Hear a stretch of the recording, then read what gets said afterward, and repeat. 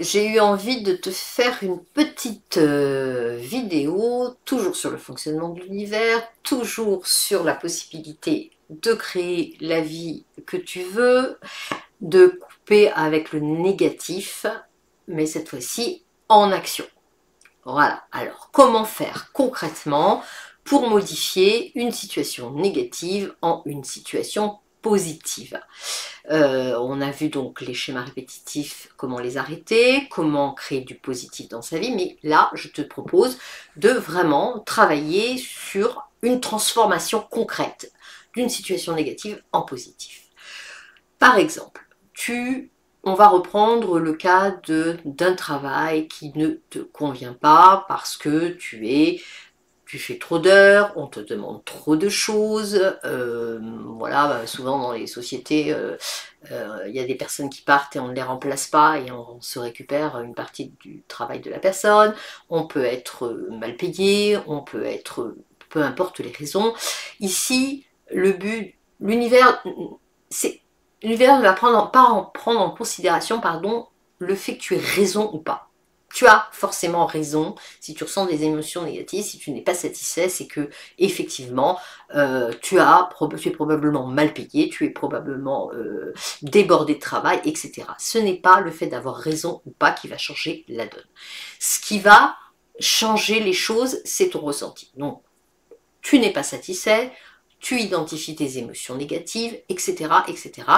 Et il faut donc transformer tout ça en positif. Alors dans ces cas-là, moi je conseille que ce soit mes patients ou mes élèves, c'est de prendre une feuille et de noter sur cette feuille tout ce qui est positif. Parce que si tu cherches un nouveau boulot en ayant une émotion négative, tu vas la répéter en face de toi. Donc, la première chose, c'est de transformer cette émotion négative en émotion positive.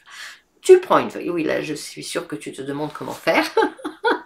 Eh oui, je suis mal payée, et oui, je ne suis pas reconnue à ma juste valeur, et c'est vrai. Mais bon, voilà, tu te demandes comment faire. Et bien c'est simple, tu prends une feuille, une colonne positive, une colonne négative. Et même pas une colonne négative, juste une colonne positive. Et tu vas noter tout ce qui est positif par rapport à ce travail, tout ce que ce travail te permet de faire. Alors, tu peux payer ton loyer? Oui. Souvent, quand je dis ça aux personnes en face de moi, elles me regardent avec euh, comment dirais-je, une interrogation dans l'attitude en disant bah ouais, ouais, et alors? Mais il y a des gens qui vivent à la rue, il y a des gens qui perdent tout, qui se retrouvent à vivre dans leur voiture. Donc payer son loyer, c'est bien. Est-ce que tu peux payer ton électricité? Est-ce que tu peux... Bah oui, c'est important de pouvoir avoir le chauffage l'hiver, de l'eau chaude pour prendre des bonnes douches chaudes, etc. Donc on va mettre ça aussi dans la colonne positive. Est-ce que ce travail te permet de partir en vacances? Oui. Est-ce que ce travail te permet de t'acheter des affaires, des fringues, des choses qui te font plaisir, d'aller au restaurant, etc., etc. Et au fur et à mesure qu'on écrit ce positif-là, parce que on le prend comme acquis, hein, donc on apprécie même plus ce qu'on a. Pour nous, voilà, c'est normal. Mais non, c'est déjà bien. Donc, en faisant ce process d'écrire le positif, ce positif-là, tout ce que ce travail te permet de faire dans ta vie de tous les jours, déjà émotionnellement, tu vas t'apaiser. Tu vas plus ressentir cette frustration et tu vas plus ressentir aussi cette colère peut-être.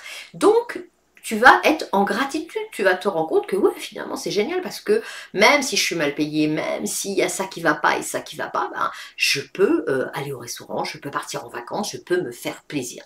Donc tu vas remercier ce travail, tu vas être en gratitude de ce travail et ainsi tu vas transformer cette émotion négative de frustration, de colère ou peu importe ce que tu ressens en une émotion positive. Et là, tu vas, pour l'avoir vu en action, chez moi, chez mes proches, etc., tu vas, à ce moment-là, là où tu peut-être cherchais du travail et que tu n'en trouvais pas, eh bien, tu vas en trouver. Là où tu vas répéter, avoir l'habitude de répéter des boulots où à chaque fois on te donne trop de travail, où on exagère, où on ne te met pas à ta juste valeur, progressivement, en face de toi, tu vas trouver un travail qui sera plus en adéquation avec qui tu es, avec tes prétentions de salaire, etc., etc., etc. Et ceci, ça marche pour tout. Tu as par exemple un appartement où ton loyer est cher, ou peut-être que le propriétaire ne veut pas faire de travaux, que je ne sais pas, moi c'est humide, peu importe ce que c'est, et là ça te met dans des colères, des frustrations, de l'injustice, etc., etc. Et bien là c'est pareil, avant de te mettre à chercher un nouvel appartement, parce que si tu cherches dans cet état, avec cet état émotionnel, tu ne vas pas trouver, ou tu trouveras pas mieux, ou tu trouveras pire. Donc, tu vas vraiment prendre le temps de le remercier, cet appartement, pour ce qu'il t'a apporté. Et pour cela, bah, tu vas t'asseoir et repenser à tous ces moments positifs que tu as eu dans cet appartement ou cette maison. Tu vas te remémorer, je ne sais pas, les Noëls en famille, des repas avec les amis où vous avez bien rigolé, peut-être des moments où il faisait froid dehors et que tu étais là bien au chaud chez toi à apprécier un bon film à la télé, et revivre toutes ces émotions positives que tu as vécues dans ce lieu. Et c'est comme cela que tu vas transformer tes émotions négatives en positives, que tu vas changer la situation en face de toi. Et là, tu vas te chercher, tu vas trouver et tu trouveras beaucoup mieux. Et ça, je te le certifie, comme je te l'ai dit, pour l'avoir utilisé pour moi-même, pour mes proches, etc. C'était donc le fonctionnement de l'univers en action, la transformation d'une situation négative en positive, en action. Ça marche pour tout. Autrement dit, la conclusion, c'est mets ton focus sur le positif et ressens-le. N'oublie jamais que c'est ton ressenti qui crée.